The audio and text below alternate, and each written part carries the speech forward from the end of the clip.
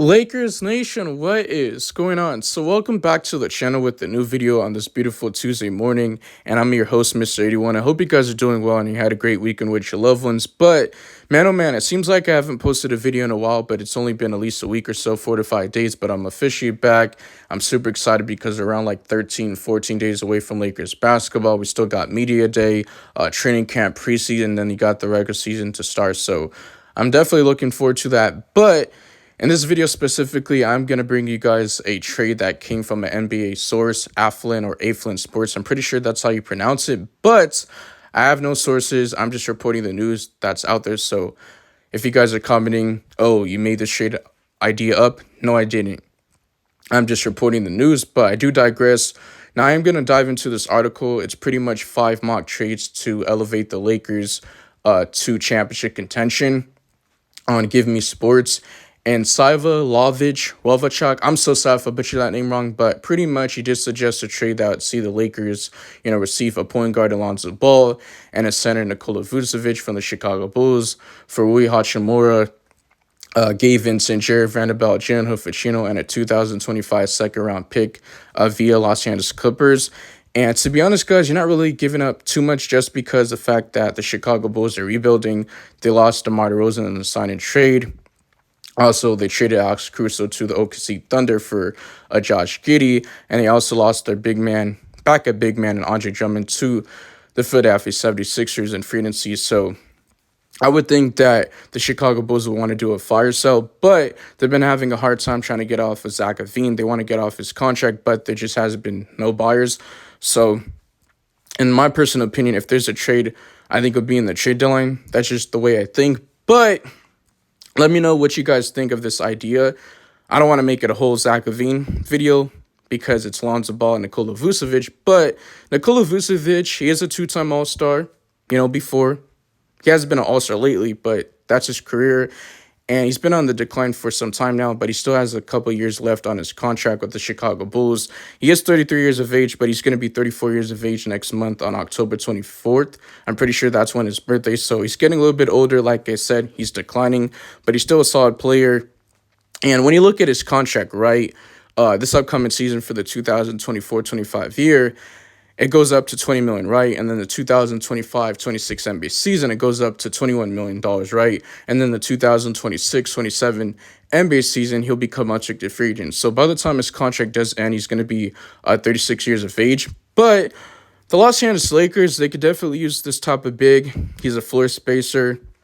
He's like 6'10", 6'11", so he could definitely shoot the three, space out the floor, rebound, which the Lakers could use because last season, from my knowledge, correct me if I'm wrong, but what I know, the Lakers are like dead last in rebounding, like 29th or 30th, which was just terrible. And second chance points were just killing us. So Anthony Davis has, made it known to the Lakers front office that we want another big man, but we just picked up Christian Coloco and a 2-way contract. But the problem is these 2-way contracts can't even play in the playoffs. So maybe the Lakers can open a roster spot, so that's where Christian Coloco can come in, and that's why the Lakers will be making a trade, right? So maybe a Gabe Vincent will be out the way. But in this trade, I don't mind it because Gabe Vincent was injured most of this past season. He didn't really perform too well in the postseason. I mean, he was solid defensively, but offensively just couldn't find his rhythm. Jared Vanderbilt didn't play, and he's our best perimeter defender on this team, hands down. He's one of the best on-ball defenders in the league. I really don't want to get rid of Jared Vanderbilt, but, what's the sign that they say? Your best ability is your availability. You get what I'm trying to say? And then Jalen Hood-Schifino, he was dealing with, like, back problems. He had surgery and stuff like that. He sat out for the summer league, so he didn't play. But I do expect him to play for, the South Bay Lakers once again. So those are my thoughts on this whole situation. And then for Lonzo Ball, man, I feel bad for this dude because he's injury-prone, and he showed immense promise during his early days with the Chicago Bulls back in the 2021-22 NBC. And so that was his first year over there, and that was the last time the Chicago Bulls made it to the playoffs. They got eliminated to the Milwaukee Bucks in the first round, and that was like the same year that Lonzo Ball got injured, right? But he hasn't played at least over 2.5 seasons, almost close to 3 seasons, because it's like 2024 right now. So it's definitely been a while.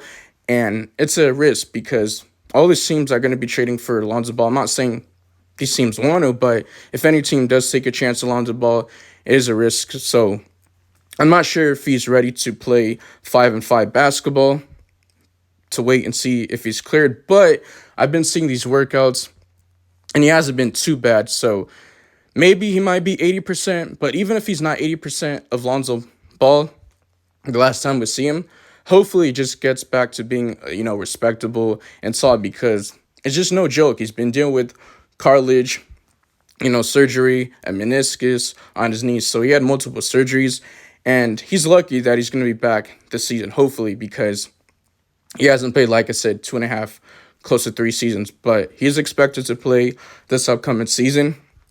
And he has a familiar face in LA, right? He was drafted the 2017 pick, especially as a second overall pick in that draft. So he is a solid player, playmaker. He's not the greatest three-point shooter, but in the Chicago Bulls, he did switch his shot a little bit, an improvement, but he's still not that great of a three-point shooter. He could run out in transition, point of attack defender. He could give you that athleticism in the perimeter, point of attack guard. But in my personal opinion, Lonzo Ball is just like another Russell Westbrook because they're both not great three-point shooters. They push the pace. I would say Lonzo Ball, I'm not really sure if he's a great rebounder or not, but I would have to look at his stats.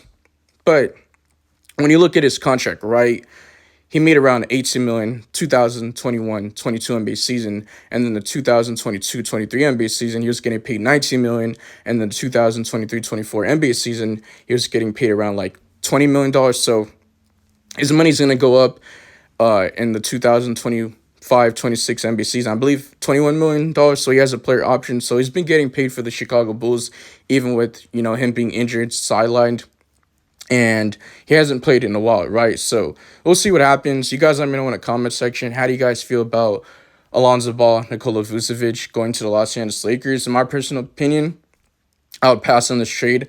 I'm not really a big fan of Lonzo Ball, but he does have the height. It's not like he's an undersized point guard. He's 6'6". He weighs about 190 pounds, and he's played 5 years in the NBA, right? 252 games in total, which is terrible. But let's be honest, the most games he's played in the last 5 years is at least 63 games. Other than that, it's been less than that. So he hasn't even touched at least 80 games or even more than that. So you get what I'm trying to say. Hopefully he can play at least 70, close to 80 games a season, which I don't see happening, but you just never know. So I appreciate the support once again. Make sure you guys like the video. Really help the algorithm. That way you guys can comment, share, do all that good stuff. Share it to a family, a dog, a pet. I don't care. Just do it. Help your brother out. Also subscribe around the road to 3K subs. I'm trying to reach it this month, or the end of this month, or close to the NBA season starting. And also turn on notification bell so you guys get notified for future Lakers content. But I'll put the source in the description or in the comment section so you guys can go check it out, because I don't want you guys to think that I'm clickbaiting. I'm just reporting the news, and I'll never clickbait anybody. When I want to make a video up or a trade idea, I'll let you guys know. But when I'm reporting this and I'm saying the insider's name, you guys know that I'm just putting out the news and stuff like that. But to be honest, I feel like the only reason why these trades rumors have been, sparking up and stuff like that, and it's been, very quiet, is because the Lakers really haven't done too much this offseason, right? Other than drafting Dalton Connect, Bronny James, and also they brought in some two-way guys. They did bring in Armel Traore, Blake Hinson, and Oliveri, but Oliveri's gone, right? And the wave Blake Hinson. That's why they opened to bring in Christian Coloco, right? After he dealt with all that health stuff. He didn't play the past year. I'm out of here. Peace.